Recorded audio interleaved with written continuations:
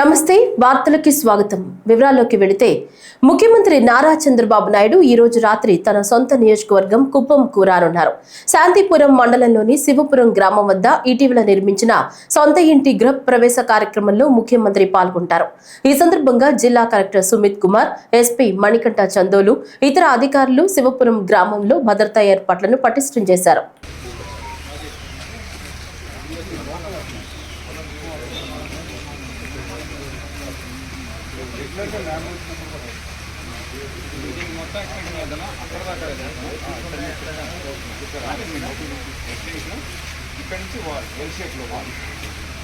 రాష్ట్రంలో కోకో పంటకు చట్టం తీసుకొచ్చి మద్దతు ధరలను నిర్ణయిస్తామని రాష్ట్ర వ్యవసాయ శాఖ మంత్రి కింజరపు అచ్చెన్నాయుడు తెలిపారు.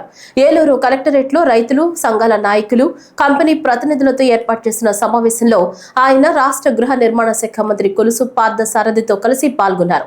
ఈ సందర్భంగా అచ్చెన్నాయుడు మీడియాతో మాట్లాడుతూ ధరల స్థిరీకరణ నిధికి రాష్ట్ర ప్రభుత్వం 140 కోట్ల రూపాయలు కేటాయించిందన్నారు.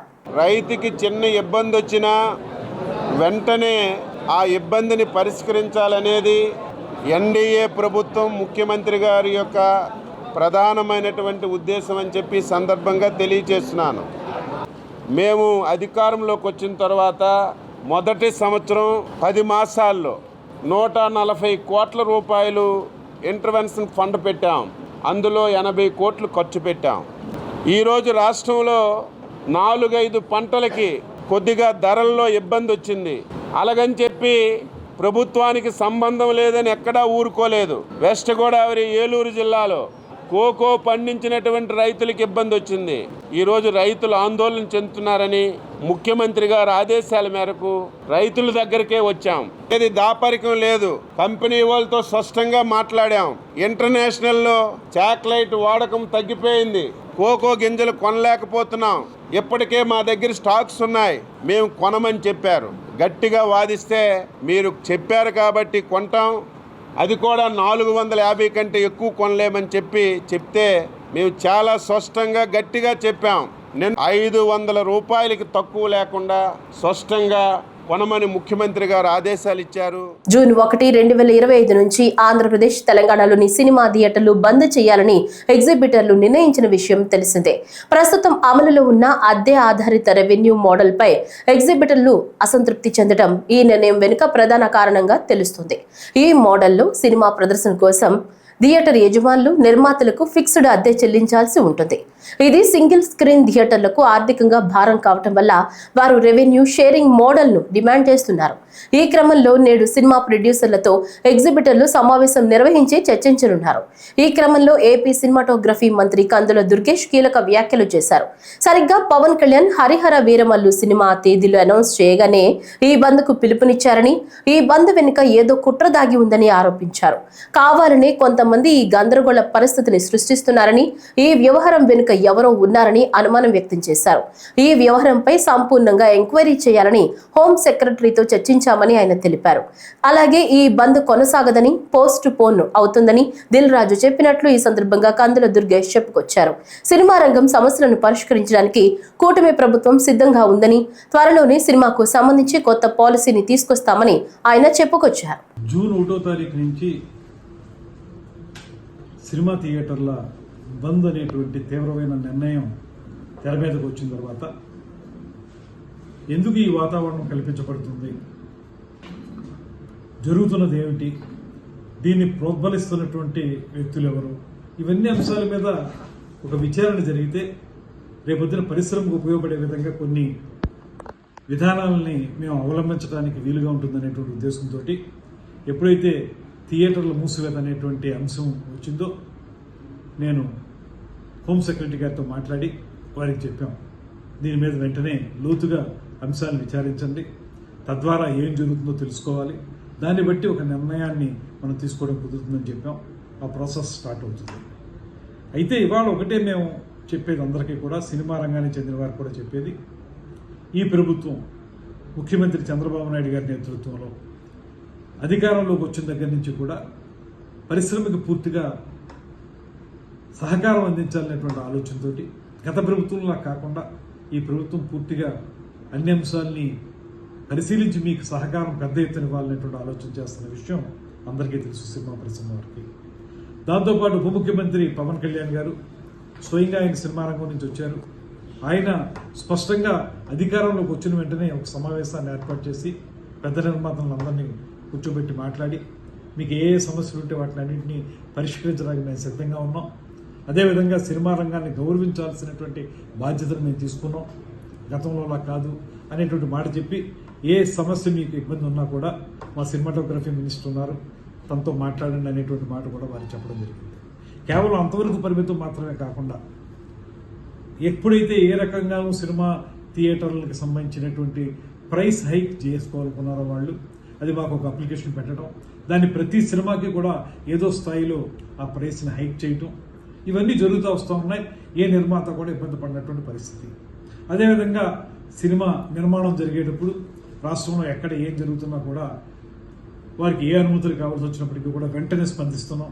ఎక్కడైనా చిన్న చిన్న ఇబ్బందులు ఉంటే వారు చాలా సందర్భాల్లో నిర్మాతలందరూ కూడా నన్ను కాంటాక్ట్ చేస్తూ ఉంటారు.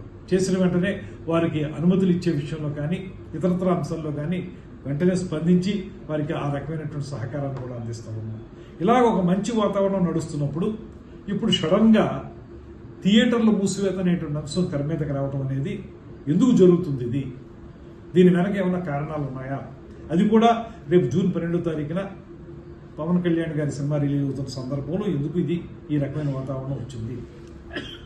అదే సందర్భంలో ఒకవేళ మీరు థియేటర్లు మూసివేయాలనేటువంటి నిర్ణయం కానీ తీసుకున్నట్లయితే ఆ నిర్ణయాన్ని అసలు మీరు ముందు ఎవరితో చర్చించి ఆ నిర్ణయానికి రావాలి. కానీ ఎకాయికీని థియేటర్లు మూసివేత అనేటువంటి తీవ్రమైన నిర్ణయానికి రావడానికి మీకు దోహదం చేసినటువంటి కారణాలు ఏంటి? ఇవన్నీ తెలియాల్సిన అవసరం ఉంది. కనుకే ఈ విచారణ చేపట్టడం అనేటువంటిది కార్యక్రమాన్ని మేము తీసుకోవడం జరిగింది. దీని ద్వారా ఒకటే మేము మనవి చేసేది, ఇవాళ ఈ ప్రభుత్వం మీకు అత్యంత గౌరవం ఇస్తూ ఉంది. పరిశ్రమని అన్ని రకాలుగా కూడా ఆదుకోవడానికి సిద్ధంగా ఉన్నాం. కలిసి ముందుకు వెళదాం అనేటువంటి ఆలోచన చేయడానికి వీలుగానే కొత్తగా సినిమా సంబంధించినటువంటి పాలసీని తీసుకొస్తా ఉన్నాం.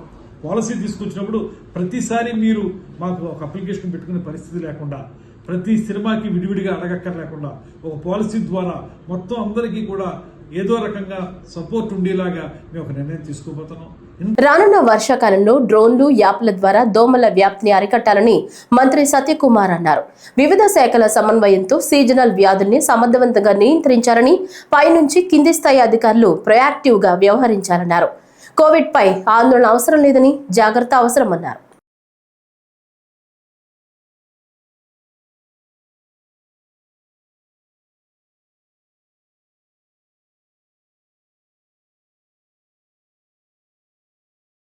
ఇరిగేషన్ ప్రాధాన్యత ప్రాజెక్టుల పనులపై మంత్రి నిమ్మల రామానాయుడు వీడియో కాన్ఫరెన్స్ నిర్వహించారు.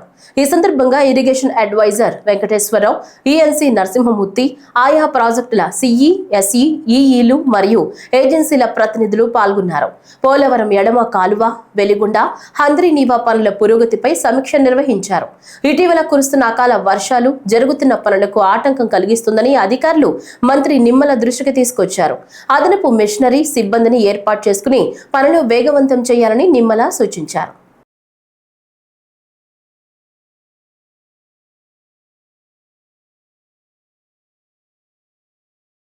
రాష్ట్రంలో జల మార్గాల అనుసంధానంతో జల రవాణా సులభతరం అవుతుందని ఆంధ్రప్రదేశ్ దేశీయ జల మార్గాల ప్రాధికార సంస్థ చైర్మన్ జెడ్ శివప్రసాద్ పేర్కొన్నారు.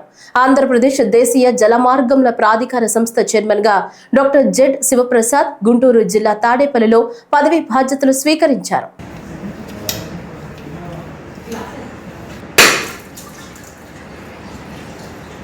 ఇన్లాండ్ వాటర్వేస్ అథారిటీ చైర్మన్ ఆంధ్రప్రదేశ్గా ఈరోజు నేను బాధ్యతలు తీసుకున్నాను.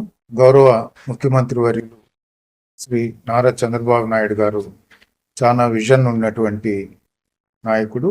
ఆయన ఈరోజు నాకు ఈ యొక్క బాధ్యతనిచ్చి దీన్ని నిర్వర్తించమని చెప్పడం నాకు చాలా సంతోషంగా ఉంది. ఈ ఇన్లాండ్ వాటర్వేస్ అనేటువంటిది వాస్తవానికి చాలా పాత సబ్జెక్టు. ఈరోజు మళ్ళా కూడా తెర మీదకి వచ్చింది. గడిచిన 2 సంవత్సరాలుగా ఈ యొక్క సబ్జెక్టు మీద రాష్ట్రాలు అయితేనేమి, కేంద్ర ప్రభుత్వం అయితేనేమి దృష్టిని కేంద్రీకరించింది. ఈరోజు మనందరికీ తెలుసు, జల మార్గాల ద్వారా ఈ యొక్క వాటర్వేస్, ఇన్లాండ్ వాటర్వేస్ మార్గాల ద్వారా మన రవాణా కానీ లేకపోతే కార్గో మూమెంట్ కనుక పెట్టుకున్నట్టయితే చాలా తక్కువ ఖర్చుతో ఇది ఫలవంతంగా మనం చేసుకోవచ్చు. రోడ్డు మార్గాలు, రైలు మార్గాలతో పోలిస్తే సగాటి సగం ఖర్చుతోనే ఈరోజు రవాణాగా చేసుకోవచ్చు. అట్లనే ఎకో ఫ్రెండ్లీగా కూడా ఉంటుంది. పర్యావరణం సమతుల్యత పాటిస్తూ ఈ యొక్క అంతర్గత రవాణాను మనం చేసుకునే దానికి అవకాశం ఉంటుంది. అట్లనే రోడ్డు మార్గాల మీద ట్రాఫిక్ను కూడా తగ్గించేటటువంటి పరిస్థితులు ఈ యొక్క ఇష్యూలో ఉన్నాయి. వీటిని అన్నిటినీ దృష్టిలో పెట్టుకొని ఈరోజు మన రాష్ట్ర ప్రభుత్వం ప్రత్యేకంగా దృష్టి పెట్టింది. మరి ముఖ్యంగా మనకి కోస్తా కారిడార్ సుమారు 975 కిలోమీటర్ల దాకా విస్తరించింది. నెల్లూరు నుండి మనం పైదాకా శ్రీకాకుళం వరకు వెళ్ళినట్టయితే. అట్లనే లోపల కూడా మనకి ఈ యొక్క కృష్ణ, గోదావరి, పెన్నా, తుంగభద్ర నదులు అడ్డంగా వస్తూ ఈ యొక్క నదుల నుండి పోర్టుకి లేదా కోస్ట్కి అనుసంధానం చేస్తూ సుమారు 1500 కిలోమీటర్ల దాకా కూడా మనకి మార్గాలు ఉన్నాయి, జల మార్గాలు ఉన్నాయి.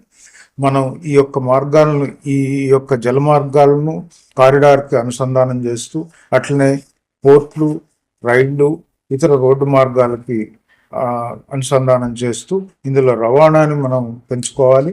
తద్వారా ఆంధ్ర రాష్ట్రంలో ఆర్థికాభివృద్ధి, పెట్టుబడులు, పరిశ్రమల స్థాపన జరగాలి. మానసిక ఉల్లాసానికి యోగా తప్పనిసరి అన్నారు తిరుపతి జిల్లా విజిలెన్స్ ఎస్పీ శ్రీనివాస్. తిరుపతి జిల్లా శ్రీకాళహస్తిలో యోగా, మార్షల్ ఆర్ట్స్ ప్రాధాన్యతను వివరిస్తూ చిన్నారులు, యువతకు ఉచిత శిక్షణ ఇస్తున్న గురువులను సన్మానించారు.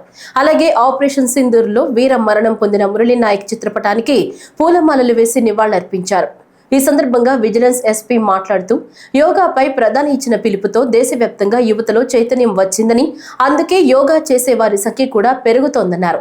అలాగే ఆత్మరక్షణ కోసం మార్షల్ ఆర్ట్స్ ను తప్పనిసరిగా నేర్చుకోవాలన్నారు. న్యూ మాంక్స్ కుంఫు వాళ్ళది శ్రీకాళహస్తి పట్టణంలో అందరికీ దీని మార్షల్ ఆర్ట్స్ ని పరిచయం చేయడం కోసం ఒక మంచి సమావేశం జరగడం జరిగింది. దీంట్లో భాగంగా ఈ మార్షల్ ఆర్ట్స్ ని ప్రతి స్కూల్స్లోనూ కూడా ఇంట్రడ్యూస్ చేసి ఇక్కడ దీనికి సంబంధించిన గురువుల్ని మన ఎంవిఓ గారి ద్వారా ప్రతి స్కూల్స్లోనూ అట్లీస్ట్ వీక్లో ట్వైస్ ఈ మార్షల్ ఆర్ట్స్ సబ్జెక్ట్ని పెట్టడం ద్వారా స్టూడెంట్స్ అందరికీ కూడా మార్షల్ ఆర్ట్స్ ద్వారా ఫిజికల్ ఫిట్నెసే కాకుండా మెంటల్ ఫిట్నెస్ కూడా కల్పించి దాని ద్వారా మరింత మెరుగైన సమాజాన్ని క్రియేట్ చేయడం కోసం వీళ్ళు చేస్తున్న అసోసియేషన్ చేస్తున్న ప్రతిదాన్ని కూడా అభినందిస్తూ ప్రతి స్కూల్స్కి కూడా మనం కంటిన్యూ చేద్దామని. ఇది చేసినప్పుడు ఆటోమేటిక్గా యువతలో brain and bran should move together అనేది ఒక కాన్సెప్ట్. ఎందుకంటే మనం చదువు గురించి ఆలోచిస్తాం కానీ శక్తి గురించి ఆలోచించాలి.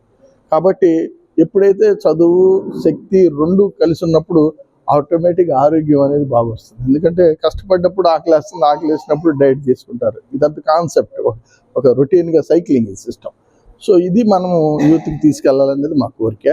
సో అలా చేసినప్పుడు మంచి యువతకి తయారవుతారు. ఎందుకంటే యువత పెద్ద అయిన తర్వాత తల్లిదండ్రులు చూసుకోవాలి. ఇప్పుడు తల్లిదండ్రులు కాదు కదా, వీళ్ళు పెద్ద అయిన తర్వాత మళ్ళీ తల్లిదండ్రులను వీళ్ళు చూసే పరిస్థితి ఏర్పడుతుంది. అది ఎందుకంటే చిన్నప్పటి నుంచి వాడికి సరైన అవగాహన లేకపోవటం, ఆరోగ్యంగా లేకపోవటం. సో అవన్నీ కూడా ఇంట్రడ్యూస్ చేసి ఒక శక్తిమంతులకు చేయాలని, శక్తిమంత యువతకి కావాలనే ఉద్దేశంతో మా గ్రాండ్ మాస్టర్ గారు సిజో రవికుమార్ గారు దీన్ని ఇంట్రడ్యూస్ చేశారు. యోగా సాధన వల్ల ప్రతి ఒక్కరూ ఆరోగ్యవంతంగా ఉండాలన్నదే దేశ ప్రధాని నరేంద్ర మోడీ ఆశయమని, నిత్య జీవితంలో యోగా ఆచరణ వల్ల ఆరోగ్యవంతమైన సమాజం ఏర్పడుతుందని పలువురు ప్రముఖులు పేర్కొన్నారు. రాష్ట్ర ప్రభుత్వం ప్రతిష్టాత్మకంగా నిర్వహిస్తున్న యోగా మాసోత్సవం సందర్భంగా చిత్తూరు గాంధీ విగ్రహం వద్ద యోగా కార్యక్రమాన్ని మున్సిపల్ కార్పొరేషన్ ఆరోగ్య శాఖ అధికారి డాక్టర్ లోకేష్ ఆధ్వర్యంలో నిర్వహించారు. ఈ కార్యక్రమంలో ప్రజలు, విద్యార్థులు, ప్రముఖులు హాజరై యోగాసనాలను ఆచరించారు. ఈ సందర్భంగా వారు మాట్లాడుతూ భారతదేశంలో ప్రాచీన కాలం నుంచి అనుసరిస్తున్న యోగా నేటి పరుగుల జీవితానికి ఎంతో అవసరమన్నారు. యోగా ఆచరించడం వల్ల సర్వరోగాలకు దూరమై ఆరోగ్యవంతంగా జీవించవచ్చన్నారు. ఇప్పుడు మనం యోగా ఆంధ్ర అనే ప్రోగ్రాం నుంచి ప్రజలకి ఎంత వీలైతే అంత అందుబాటులోకి యోగాను తీసుకురావడం కోసం ఈ ప్రోగ్రాం చేస్తున్నాము. యోగా అనేది మన నిత్య జీవితంలో ఒక భాగం చేసుకోవాలన్నదే మన సీఎం గారు కానీ పిఎం గారి యొక్క ఆకాంక్ష. యోగా చేయటం ద్వారా ప్రతి మనిషి వాళ్ళ యొక్క ఆరోగ్యాన్ని ముందుగానే రక్షించుకోవడం కోసం ఈ యోగా అనేది ఎంతో ఉపయోగపడుతుంది. యోగాలో డిఫరెంట్ స్టెప్స్ ఉన్నాయి. ఆ డిఫరెంట్ స్టెప్స్లో ప్రాణాయామం ద్వారా యోగాసనాల ద్వారా మంచి జీవన శైలిని అలవాటు చేసుకోవటం ద్వారా ప్రజలందరూ రోగాలకి దగ్గర కాకుండా ముందుగానే ఆరోగ్యాన్ని కాపాడుకోవడం కోసం యోగా అనేది చాలా అవసరం. సో ఈ యోగాని ప్రజలందరూ ఆచరించి వాళ్ళ ఆరోగ్యాన్ని కాపాడుకోవాలని, దీర్ఘకాలిక రోగాలైన డయాబెటీస్, తర్వాత హైపర్ టెన్షను, మానసిక ఒత్తిడి ఇట్లాంటి వాటిని అన్నిటి నుంచి కాపాడుకోవడానికి యోగా అనేది చాలా అవసరము, చాలా ఉపయోగపడుతుంది. కాబట్టి దీన్ని ప్రజలందరూ పాటించాలని కోరుకుంటున్నానండి. కేంద్ర రాష్ట్ర ప్రభుత్వాల పిలుపు మేరకు అంతర్జాతీయ యోగా దినోత్సవం సందర్భంగా మే 21 నుంచి జూన్ 21 వరకు వివిధ పట్టణాల్లో ఇంపార్టెంట్ ప్లేస్లో యోగాభ్యాసనము లోకల్గా అందుబాటులో ఉన్నటువంటి యోగా గురువుల చేత ప్రజలకు అవగాహన పర్పస్ ఏర్పాటు చేయడం జరిగింది. ఈరోజు మన PCR జంక్షన్లో చిత్తూరు పట్టణంలో చేయడం జరిగింది. ఇంకా ప్రతిరోజు కూడా ఏదో ఒక చోట ఈ అవగాహన కార్యక్రమాలు ప్రజల యొక్క ఆరోగ్యకు తర్వాత ప్రశాంతతకు కోసము చేయడం జరుగుతుంది. కాబట్టి దీన్ని అందరూ ఎక్కువగా పాల్గొని జయప్రదం చేయాల్సిన కోరుతున్నాం. ఈరోజు అంతర్జాతీయ యోగా మాసోత్సవాల్లో భాగంగా PCR జంక్షన్లో ఆర్డీఓ గారు, డిఎస్పీ గారు మరియు మున్సిపల్ అధికారులు మరియు యోగా గురువుల సమక్షంలో దాదాపు 350 మందితో యోగాభ్యాసం చేయడం జరిగింది. దీని యొక్క ముఖ్య ఉద్దేశం ఏమంటే ప్రజలందరికీ శారీరక మరియు మానసిక ఆరోగ్యం పైన అవగాహన కలిగించి ప్రజలందరినీ కూడా సంపూర్ణ ఆరోగ్యవంతులుగా చేయాలనేది కేంద్ర రాష్ట్ర ప్రభుత్వాల యొక్క ఉద్దేశం. దాని అమలులో భాగంగానే ప్రతి ఒక్కరికి తెలియాలనే ఉద్దేశంతోనే ఇంపార్టెంట్ జంక్షన్స్లోను, గ్రౌండ్స్లోను, కూడలిలోనూ ఈ యోగా ప్రాక్టీస్ అనేది చేయించడం జరుగుతుంది. మన భారతీయ వారసత్వ సాంస్కృతిక సంపద అయిన యోగాను ప్రతి ఒక్కరూ ఆచరించి శారీరక మానసిక ఆరోగ్యాన్ని పెంపొందించుకోవాలని ఎన్టీఆర్ జిల్లా కలెక్టర్ లక్ష్మీ షా అన్నారు. విజయవాడ కలెక్టరేట్ లో యోగాంధ్ర మాసోత్సవాలపై నిన్న వీడియో కాన్ఫరెన్స్ నిర్వహించారు. ఈ సందర్భంగా ఆయన మీడియాతో మాట్లాడుతూ జిల్లాలో దాదాపు 10 లక్షల నుంచి 15 లక్షల మందికి యోగాను నేర్పేందుకు ప్రణాళికలు రూపొందించినట్లు తెలిపారు. ముఖ్యంగా యాంకరింగ్ డిపార్ట్మెంట్, ఆయుష్ డిపార్ట్మెంటు, డిస్ట్రిక్ట్ ఆయుష్ ఆఫీసరు, అలాగే స్టేట్ నుంచి ఒక నోడల్ ఆఫీసర్ని కూడా ఇవ్వడం జరిగింది. అలాగే జిల్లాలో డిఎంఎన్హెచ్ఓ, అలాగే డిసి ఆరోగ్యశ్రీ వీళ్ళని కూడా, అలాగే డిఐపిఆర్ఓ వీళ్ళని కూడా మనము కోఆర్డినేటింగ్ ఆఫీసర్గా పెట్టుకొని ప్రతి ఒక్క నూక్ అండ్ కార్నర్స్లో ప్రతి ఒక్క స్టేక్ హోల్డర్స్ని ఇన్వాల్వ్ చేస్తూ జిల్లాలో ఈ యోగాంధ్ర 2025 కార్యక్రమాన్ని విజయవంతం చేయడానికి ప్రణాళికాబద్ధంగా ముందుకెళ్తున్నాం. ఈ ఇంటర్నేషనల్ యోగా డే ఏదైతే 2014లో గౌరవ ప్రధానమంత్రి వారు యునైటెడ్ నేషన్స్తో మీటింగ్తో ఈ డేని డిక్లేర్ చేసి ఉన్నారు. అప్పటి నుంచి ఇప్పటికీ 10 సంవత్సరాలు అయిపోయి 11వ సంవత్సరానికి అడుగు పెడుతున్న నేపథ్యంలో మన రాష్ట్రంలో గౌరవ ముఖ్యమంత్రి వర్యులు ఆదేశాల మేరకు ఒక నెల అంతా మే 21 నుంచి జూన్ 21 వరకు ప్రతిరోజు వినూత్నంగా యోగా కార్యక్రమాలు చేసి మొత్తం రాష్ట్రంలో 2 కోట్ల మందికి కొత్తగా యోగా నేర్పించే కార్యక్రమాన్ని టేకప్ చేశారు. గన్నవరం నియోజకవర్గం పరిధిలో రైతులు ప్రజల అవసరాల కోసం చెరువుల్లో మట్టి తవ్వకాలకు ప్రభుత్వం అనుమతులు మంజూరు చేస్తున్నట్లు రాష్ట్ర ప్రభుత్వ విప్ గన్నవరం శాసనసభ్యుడు యార్లగడ్డ వెంకట్రావు తెలిపారు. విజయవాడలో ఆయన మీడియాతో మాట్లాడుతూ చెరువుల్లో మీటర్ లోతులో మట్టిని తవ్వుకునేందుకు రైతులకు అవకాశం ఉందన్నారు. గత 5 ఏళ్లలో వైఎస్ జగన్మోహన్ రెడ్డి ప్రభుత్వం రాజధాని అమరావతిని నాశనం చేసేందుకు శతవిధాలా ప్రయత్నించిందన్నారు. దీనిని వ్యతిరేకించిన ప్రజలు వైఎస్ఆర్సీపీకి తగిన బుద్ధి చెప్పారన్నారు. వైనాట్ 175 ఉన్న వైఎస్ఆర్ కాంగ్రెస్ పార్టీ తర్వాత మేము సిద్ధంగా ఉన్నాం. అసలు సిద్ధంగా ఉండి ఎన్నికలు పోటీ చేసినప్పుడు ఎవరైనా సిద్ధంగా ఉండాల్సింది. సిద్ధంగా లేకుండా ఎన్నికలు ఉంటాయని నేనైతే అనుకోవట్లేదు. ఆ తర్వాత 151 సీట్లు ఇచ్చి పరిపాలించమంటే 3 వాడ రేట్లు తగ్గించి అమరావతి రాజధాని సర్వనాశనం చేద్దామని ఏకైక లక్ష్యంతో దాడి చేద్దాం అమరావతి మీదని అమరావతిని అంగుళం కూడా కదల్చలేకపోయాడు జగన్మోహన్ రెడ్డి గారు. 5 సంవత్సరాలు తన పదవీకాలం మొత్తం అమరావతిని ఎట్ట మారుద్దామని న్యాయ నిపుణులతో, సుప్రీంకోర్టు లాయర్లతో, పార్టీ నాయకులతో చర్చోపచర్చలు జరిపి అమరావతిని మారుద్దాం, 5 రాజధానులు చేస్తా, 10 రాజధానులు చేస్తా, 15 రాజధానులు చేస్తారని టైం అంతా వేస్ట్ చేసి ఆంధ్ర రాష్ట్రాన్ని అధోగతి పాలు చేయడం వాస్తవం కాదు జగన్మోహన్ రెడ్డి గారిని అడుగుతున్నాం. ఇవాళ మళ్ళా ప్రెస్ మీట్లు పెట్టి అలా మాట్లాడటం, మీరు శాసనసభకు రాపోవటం, మీరు కైలాన్ సగ్దర్ రాసిన రూల్ బుక్ అన్న చదివితే బెటర్ అని భావిస్తున్నా. ఏలూరు జిల్లాలో అన్ని గ్రామ వార్డు సచివాలయాల్లో కొత్త రేషన్ కార్డులకు దరఖాస్తుల స్వీకరణతో పాటు 7 రకాల సేవలను పారదర్శకంగా పునఃప్రారంభించడమైనదని జిల్లా పౌర సరఫరాల అధికారి, పౌర సరఫరాల సంస్థ జిల్లా మేనేజర్ పి శివరామమూర్తి తెలిపారు. శుక్రవారం ఏలూరులో ఆయన మాట్లాడుతూ కొత్త రేషన్ కార్డులకు దరఖాస్తులు స్వీకరణతో పాటు కార్డుల్లో మార్పులు చేర్పులకు సంబంధించిన సేవలను ప్రారంభించామన్నారు. కొత్త బియ్యం కార్డు అందించడం, బియ్యం కార్డులో కొత్త సభ్యుల పేర్లు చేర్చుట, బియ్యం కార్డులో సభ్యుల పేర్లు విడదీయుట, కొత్త కార్డు మంజూరు, బియ్యం కార్డులో సభ్యుల పేర్లు తొలగించుట, బియ్యం కార్డును సరెండర్ చేయుట, బియ్యం కార్డులో చిరునామా మార్పులు చేయుటకు కార్డులో తప్పుడు ఆధార్ నెంబర్ సీడింగ్ చేసుకునే అవకాశం ఉందన్నారు. కార్డ్స్లో మనకి ఇప్పుడు దాకా 7 సర్వీసులు అనేది ప్రభుత్వం తీసుకొని అందరికి కూడా సర్వీస్ ఇవ్వడం జరిగింది. దీంట్లో న్యూ రైస్ కార్డ్ ఒకటి, స్ప్లిట్టింగ్ రైస్ కార్డ్ ఒకటి, అడిషన్ అంటే చేర్చడం, ఎవరన్నా మెంబర్ అడిషన్ అనేది ఒకటి, కరెక్షన్ ఆఫ్ ఆధార్ సీడింగ్లో ఏమన్నా ఇంతకుముందు రాంగ్గానే అయి ఉంటే దాన్ని కూడా సరి చేసుకోవటం కానీ, అదేవిధంగా చేంజ్ ఆఫ్ అడ్రస్ ఏమన్నా మార్పు చేయాలన్నా, రిలేషన్షిప్ ఏమన్నా మార్పు చేయాలన్నా, ఏజ్లో ఏమన్నా మార్పు చేయాలన్నా అటువంటి చర్యలకు కూడా చేంజెస్ చేసుకునే విధంగా మీకు వెసులుబాటు చేయటం జరిగింది. డెలిషన్ ఇంతకుముందు అయితే డెలిషన్ ఎవరైతే చనిపోయారో ఆ కార్డులో నుంచి తీయడం జరిగింది, డెలిషన్ మాత్రమే. దాని తర్వాత ఇప్పుడు మైగ్రేషన్ అనే దానికి ఆప్షన్ కూడా ఇవ్వడం జరిగింది. అవుట్ సైడ్ అదర్ స్టేట్కి కానీ అదర్ కంట్రీకి కానీ వెళ్ళిపోయి ఉంటే ఆ మైగ్రేషన్ ద్వారా అతన్ని కూడా డెలిషన్ చేసేదానికి కల్పించారు. Next surrender.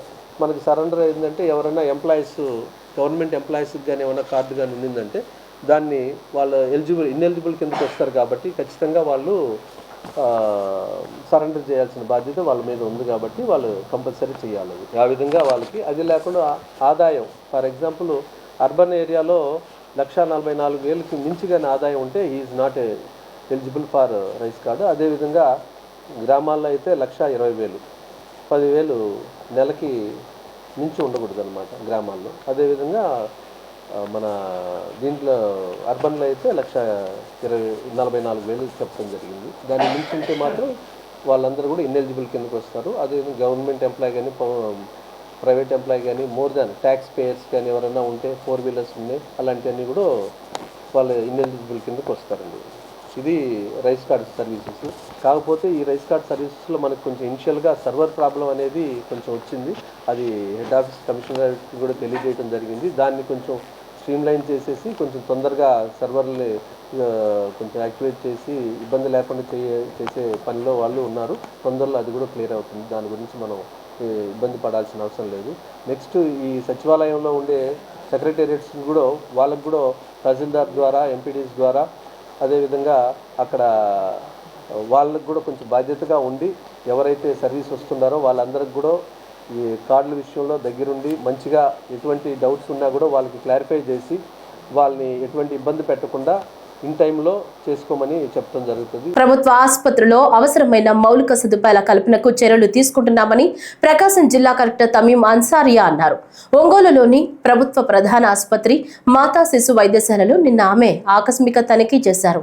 ఈ సందర్భంగా రోగులకు అందిస్తున్న వైద్య సేవలు, ఆయుష్మాన్ భారత్ హెల్త్ అకౌంట్ నమోదు, ఆసుపత్రిలో జరుగుతున్న మరమ్మతు పనులను పరిశీలించారు. అనంతరం ఆమె మీడియాతో మాట్లాడుతూ జీజీహెచ్లో కరోనా కోసం ప్రత్యేకంగా వార్డు ఏర్పాటుకు చర్యలు తీసుకుంటున్నారు. ఎంసీహెచ్ హాస్పిటల్లో కొన్ని ఇన్ఫ్రాస్ట్రక్చర్ యాక్టివిటీస్ మొదలుపెట్టి ఉన్నాము. దాన్ని కూడా కొన్ని అక్కడ మరమ్మతులు ఉన్నాయి, ఫ్లోరింగ్ కానీ సీలింగ్ కానీ. అదేవిధంగా ఎంసీహెచ్ హాస్పిటల్లో అక్కడ ఉన్న లేబర్ ఓటీ వాటి అన్నింటి కూడా రెనోవేషన్ వర్క్ ఇప్పుడు ప్రోగ్రెస్లో ఉన్నాయి. దాంటిని టైంలోనే కంప్లీట్ చేయమని ఆదేశాలు ఇవ్వడం జరిగింది. అదేవిధంగా ఎంసీహెచ్లో ఒక MNCU mother newborn care unit establish చేయబోతున్నాము. దానికి కూడా జరుగుతున్న వర్క్స్ని ఇన్స్పెక్షన్ చేయడం జరిగింది. దాన్ని కూడా టైంలోనే కంప్లీట్ చేయమని ఇన్స్ట్రక్షన్స్ ఇవ్వడం జరిగింది. ఇక్కడ రిమ్స్ హాస్పిటల్లో ముఖ్యంగా ఇప్పుడు సదరం వెరిఫికేషన్స్ వచ్చిన వారితో ఇంటరాక్ట్ చేయడం జరిగింది. కొన్ని అంశాలు తీసుకువచ్చారు నా దృష్టికి. సో దానికి కూడా వారికి ఇక్కడికి వస్తున్న పేషెంట్స్కి ఎటువంటి ఇబ్బంది లేకుండా వారికి మంచి సర్వీసెస్ ఇవ్వాలని ఇన్స్ట్రక్షన్స్ ఇవ్వడం జరిగింది. అదేవిధంగా ఇక్కడ రిమ్స్లో కూడా MNCU mother newborn care unit establish చేయబోతున్నాము. దానికి కూడా ఇప్పుడు వర్క్స్ ప్రోగ్రెస్లో ఉంది. మ్యాక్సిమం 10 డేస్లో అన్ని వర్క్స్ని కూడా కంప్లీట్ చేసి దాన్ని ఇమీడియట్గా ఓపెన్ చేయడానికి ఇన్స్ట్రక్షన్స్ ఇవ్వడం జరిగింది. అది ఒకసారి ఓపెన్ చేస్తే ఎవరైతే ఇక్కడ మనకు 30% లో బర్త్ వెయిట్ పిల్లలు ఇక్కడ అంటే లెస్ దెన్ 2 kgs ఉన్న పిల్లలు ఇక్కడ డెలివరీ అవ్వడం జరుగుతున్నది. స్వచ్ఛంద్ర సాకారానికి రాష్ట్ర ప్రభుత్వం అధిక ప్రాధాన్యత ఇస్తుందని అనంతపురం పార్లమెంటు సభ్యుడు అంబికా లక్ష్మీనారాయణ తెలిపారు. అనంతపురం నగరపాలక సంస్థ కార్యాలయంలో నిన్న ఆయన శాసనసభ్యుడు దగ్గుపాటి వెంకటేశ్వర ప్రసాద్ తో కలిసి స్వచ్ఛంద్ర వాహనాలను ప్రారంభించారు. ఈ సందర్భంగా ఎంపీ మాట్లాడుతూ అనంతపురం నగరాభివృద్ధికి పలు చర్యలు తీసుకుంటున్నట్లు తెలిపారు. ఈ యొక్క అనంతపురం నగరం విస్తరించి రోజు రోజు కూడా పట్టణం అంతా కూడా ఇంకా డెవలప్ చేసేటువంటి అవకాశం ఈరోజు మా ఎమ్మెల్యే గారి ఆధ్వర్యంలో జరుగుతూ ఉంది ఇక్కడ. ఎందుకంటే ఇప్పటికీ అనంతపురం నగరం అన్ని రకాలుగా కూడా అభివృద్ధి చెందుతూ, ప్రత్యేకించి నారా చంద్రబాబు గారి ఆధ్వర్యంలో ఈరోజు నగరపాలక సంస్థలన్నీ కూడా నిధులు తీసుకొచ్చేసి ఇంకా పెద్ద ఎత్తున అభివృద్ధి చేసే కార్యక్రమంలో భాగంగా ఈరోజు అనంతపురం నగరానికి 2 కోట్ల రూపాయలు విలువ చేసేటువంటి ఈరోజు స్ప్రింక్లర్ వెహికల్, అదేవిధంగా క్లీనింగ్ సంబంధించినటువంటి వెహికల్స్ వచ్చినాయి. తర్వాత హైడ్రాలిక్ లిఫ్ట్ పవర్ వచ్చింది. ఈ విధంగా అనంతపురం నగరంలో ఎప్పటికప్పుడు ఆధునాతనమైనటువంటి పద్ధతులలో పరిశుభ్రతను పాటించే దానికోసం ఈ యొక్క వెహికల్స్ తీసుకోవడం జరుగుతూ ఉంది. ఈరోజు అనంతపురం నగరంలో అంటే ఎంతో కాలంగా ఎన్నో రోజుల నుంచి కూడా ఒక సమస్య వెంటాడుతూ ఉంది. అది డంపింగ్ యార్డ్ సమస్య. ఆ డంపింగ్ యార్డ్లో జరిగేటువంటి అవినీతి అంతా కూడా బట్టబయలు చేసేటువంటి ప్రయత్నాన్ని ఈరోజు మా ఎమ్మెల్యే గారు ఆధ్వర్యంలో మేము అందరూ కూడా చేపడుతున్నాము. తప్పకుండా ఎవరైతే ఆ డంపింగ్ యార్డ్లో సంబంధించినటువంటి వారు దాంట్లో అవినీతి పాల్పడారో అందరినీ కూడా తీసుకొచ్చి బయటికి లాగేటువంటి ప్రయత్నం చేద్దాం. ఎందుకంటే డంపింగ్ యార్డ్ అనేది అనంతపురికి చాలా ఇబ్బందికర పరిస్థితిలో ఉంది. అది ఎప్పుడో కావాల్సిన దాన్ని అనవసరంగా పెండింగ్ పెట్టుకుంటూ వచ్చి ఇప్పుడు కూడా దాన్ని చేసేటువంటి కార్యక్రమం లేకపోతే ఎమ్మెల్యే గారి చొరవతో ఈరోజు వేరే ప్రాంతానికి తరలించేటువంటి ప్రయత్నం మేము చేస్తూ ఉన్నాం. రాష్ట్రంలో అభివృద్ధి సంక్షేమ పథకాలు అమలు చేయడమే కూటమి ప్రభుత్వం లక్ష్యమని రాష్ట్ర మంత్రి టీజీ భరత్ తెలిపారు. కర్నూలులోని 19 వార్డుల్లో 12.3 కోట్ల రూపాయల పనులకు మంత్రి అధికారులతో కలిసి శంకుస్థాపన చేశారు. ఈ సందర్భంగా మంత్రి మాట్లాడుతూ కర్నూలులో ఎన్నో సంవత్సరాల నుంచి పరిష్కారం కాని పనులను పూర్తి చేసేందుకు చర్యలు చేపట్టామన్నారు. చేపట్టిన పనులకు సంబంధించి నాణ్యతను అధికారులు, స్థానిక నాయకులు పర్యవేక్షణ చేయాలని, తద్వారా అభివృద్ధి పనుల్లో భాగస్వాములవ్వచ్చన్నారు. 19 వార్డులలో దాదాపు 12.3 crores వర్క్స్ ఈరోజు ఫౌండేషన్ స్టోన్ వేయబోతున్నాం. ఇవన్నీ కూడా 2 to 3 months మ్యాక్సిమం కంప్లీట్ చేయాలని ఆదేశాలు ఇవ్వడం జరిగింది. వాళ్ళతో కూడా కమిట్మెంట్ తీసుకుంటున్నాం. కమిట్మెంట్ ఏ రకంగా అంటే క్వాలిటీ పనులు ఉండాలా. ఏదో ఓకే చేసేసినాం, కంప్లీట్ చేసినాం అనేదే కాకుండా ప్రాపర్ వర్క్స్, క్వాలిటీ వర్క్స్ ఉంటే అట్లా సిటిజన్స్ హ్యాపీ అయ్యేదానికి అవకాశం ఉంటుంది. సో ఈ వర్క్స్ అన్నిటికీ కాంట్రాక్టర్స్ బాగా చేయాలని మా రిక్వెస్ట్ చేస్తూ, అలాగే మా మున్సిపల్ అధికారులకు కూడా ఎప్పటికప్పుడు మానిటర్ చేస్తూ, మనది పొలిటికల్ గవర్నెన్స్ కాబట్టి మన సైడ్ ఉండే వార్డ్ ఇన్ఛార్జులు, బూత్ ఇన్ఛార్జులు కానీ, క్లస్టర్ ఇన్ఛార్జులు కానీ వర్క్ ఎక్కడైనా తేడా ఉంటే వాళ్ళకి హెచ్చరించడము, అధికారులకి చెప్పడము చేస్తున్నామంటే పర్ఫెక్ట్ క్వాలిటీ అయ్యేదానికి అవకాశం ఉంటుంది. ఎస్పెషలీ ఇక్కడ రైల్వే బ్రిడ్జ్ దగ్గర ఎప్పుడు కొద్దిగా ఎక్కువ వర్షాలు పడితే నీళ్ళు ఆగిపోవడం జరుగుతుంటుంది. అది కూడా కమిషనర్ గారు ఒక ప్లాన్ ఆఫ్ యాక్షన్ తీసుకున్నారు. ఇది చాలా ఏండ్ల నుంచి ఉండే ప్రాబ్లం. ఇది ఇంతవరకు ఎవరు సాల్వ్ చేయలేకపోయినారు. ఖచ్చితంగా మా ప్రభుత్వంలో ఇది కంప్లీట్ చేస్తామని ఆశిస్తున్నా. చంద్రబాబు గారు ముఖ్యంగా మనం డెవలప్మెంటు, సంక్షేమ పథకాలు అన్నీ కూడా చేయాలనే ఉద్దేశంతోనే మనం వర్క్ చేస్తున్నాం. సో మీ బ్లెస్సింగ్స్ మా పైన ఉండాలా. నేను మరీ ఎప్పుడు అందరికీ సిటిజన్స్ కానీ పబ్లిక్ కానీ రిక్వెస్ట్ చేసేది ఓర్పు సహనం అనేది చాలా ఉండాలి. ఎందుకంటే ప్రీవియస్ గవర్నమెంట్లో చాలా దారుణం జరిగింది, డిస్ట్రక్షన్ జరిగింది. టైం టేకింగ్లో అన్నీ సాల్వ్ చేస్తాం, బట్ పేషెన్స్ అనేది కూడా ఉండాలా.